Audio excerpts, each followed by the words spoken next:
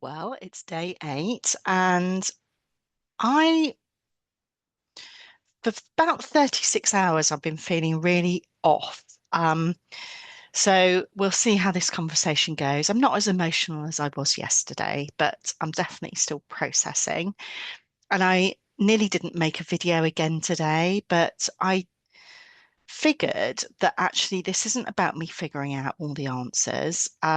This is about me documenting the journey while I'm still in it. And a couple of days ago, well, Saturday evening, it's Monday today. Saturday evening, something happened at work that really upset me. It doesn't really matter what it is. It's not huge, but I just didn't like the way an interaction went.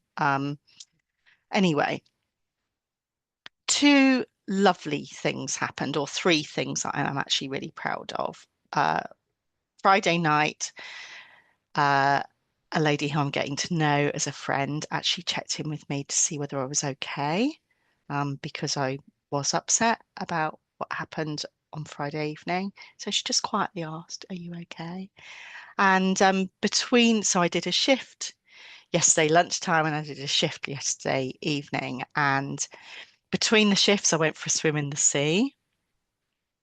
And I've actually discovered it's quite hard to have a good cry when you're swimming in pretty cold water. Um, but the moment I got on the towel, yeah, I was definitely still upset. But anyway, yeah, those emotions were still waiting for me. But it's quite cool to know that, actually going in the sea. And then after work yesterday evening, because again, things didn't feel good, I went for a walk along the prom. There was a live band playing, so I actually had a little bit of a boogie to a few live tracks, and I'm really grateful to myself for knowing, even though I was still quite overwhelmed with how I was feeling, that I still did some positive things instead of some of the negative things like potentially overeating, particularly for me. Instead of doing some of those behaviors, I actually did some positive stuff. So um, it didn't magically fix anything, I've got to say, but neither does eating ice cream. So and I ended up really pouring my heart out to ChatGPT actually. Not because I wanted it to blow smoke and tell me that everything was right and how I was feeling was, perfectly understandable and stuff, but I really wanted to help process because I was so stuck in the emotions. And so understanding why my reaction had been so much bigger than really I would have preferred. Um, because I think sometimes we think we're upset about one thing when there's actually something much deeper underneath it. And I thought I'd been upset because I'd been criticized. But actually, what I've realized is I'm not always brilliant at receiving feedback in the moment, particularly feedback that isn't delivered in a way that feels um, useful. So, and that's particularly if we're under pressure and stuff. But I can normally separate things out. Give me a little bit of time. I can normally say, actually, that's fair, or oh, I see things differently. So I don't think this was particularly the feedback. I think it was the fact that it was very poor timing. I actually suggested we talk later, but it was insisted that we have a conversation there and then. We had customers coming in. I was supposed to be the only team member um, on the front of the business, so to speak. And once we started speaking, one point became several, and it was like, and this, and that, and this. And I just felt so overwhelmed and bombarded that I ended up just pretty much booing my eyes out for the first hour of my shift, basically. Um, I can't know what his intention was, that's for sure. Um, but I've realized I don't think it's the criticism. It is because when it feels like a pile on, my nervous system just can't cope. Stop hearing it. It's almost like it's too overwhelming. here's something to improve. And then it became actually, and this, and this, and this. And so I end up hearing there's something wrong with you. And they're completely different messages.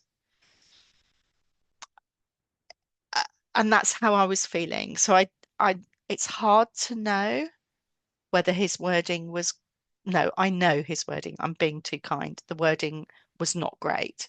However, I didn't have to receive it in the way that I did, but I was like, ugh.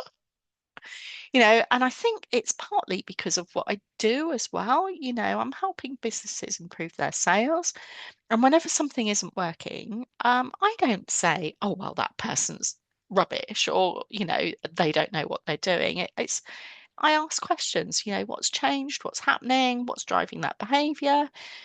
And I think that maybe it's a values thing that I'm trying to understand before I judge. That does not mean I'm perfect. I do leap to conclusions sometimes, but I do prefer to get curious before those conclusions. And that's not because I'm always right, but people usually make much more sense once we understand what's going on underneath. So I was really trying to figure out with this back and forth why it has affected me so much. Because actually, I'm not booing now, but oh, that still hurts. And clearly, this is a old wound, a childhood wound later in my marriage, trying to keep the peace by making myself smaller, by keeping quiet, for accepting the blame, for apologizing, trying not to make things worse. So when that criticism keeps coming at me, my nervous system is reacting not only to today, but to the past as well. And what's been really nice about this situation, it's been really exhausting, but I'm becoming much clearer about the sort of people that I want around me.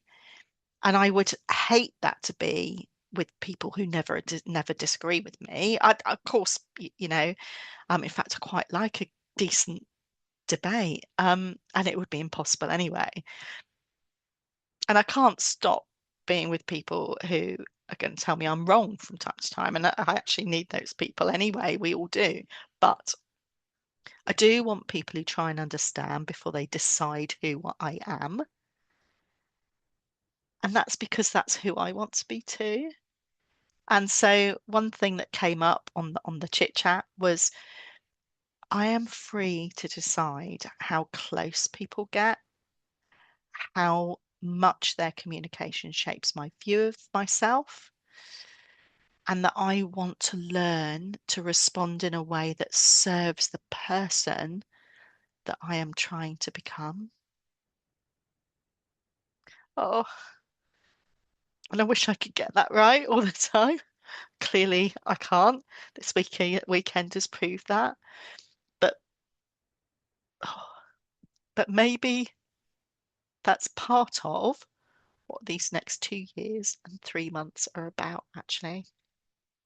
Not becoming somebody who never gets hurt or who defends themselves with such huge walls that nothing gets through, but someone who sort of understands herself a bit better every time she does. So I am still reflecting. I definitely don't have all the answers yet, but I'm definitely asking better questions than I was 36 hours ago. And that feels like progress. So I genuinely love to know, have you ever discovered that what you feel upset you actually wasn't really the thing itself, but what else it brought up for you? Oh, because, yeah, that's been big for me right now. And yeah, anyway, I think future Becky is going to thank me for these reflections and these decisions because I wish to choose to be the sort of person who no longer reacts in such a big way, even when things aren't entirely going in a way that feels fair or right. Anyway, that's me for today. Bye for now, and I'll see you soon.